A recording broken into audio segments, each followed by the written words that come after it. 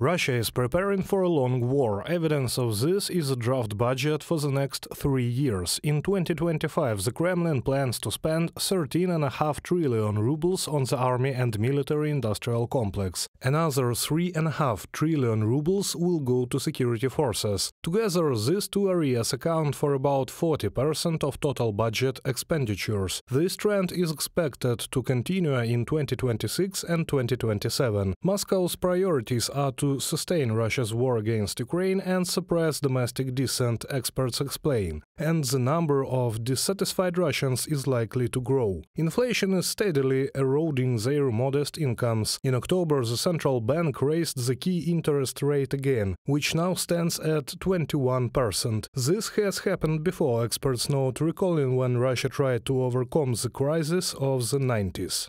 By all indicators, we are returning to a similar situation. Yield on government bonds, the central bank rate. So the 90s are haunting us. They are attempting to increase spending, but not significantly. The same applies to interest rates. Clearly, they fear causing a shock to their situation, but as we can see over time, the consequences of shock still catch up with them. The economy is particularly hard hit by a shortage of personnel due to Russia's aggressive war against Ukraine and Putin's mobilization efforts. Hundreds of thousands of workers have left the country. This immigration has become the largest in the last 3 decades, with highly skilled professionals leaving first. Mobilization and significant losses in the Russian army at the front have led to complaints about a labor shortage across all sectors of the economy, except perhaps in the defense industry.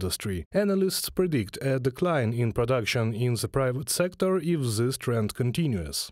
The difficult demographic situation and labor shortage are the main challenges facing the Russian economy today. The Kremlin lacks enough human resources to sustain the war and ensure economic growth at the same time, and attracting more migrants is also not feasible. In this context, wage growth does not contribute to increasing labor productivity or technological advancement. Instead, it fuels inflation. Alexander Prokopenko, fellow at the Carnegie Russia Eurasia Center in Berlin, from an article in the center's website. In July 2024, Elvira Nabiulina, the governor of the Central Bank of Russia, stated that the country's production capacity and labor resources are nearly exhausted due to economic overheating. Analysts believe this is one reason why Putin is reluctant to announce a new wave of mobilization, preferring instead to recruit military personnel from North Korea.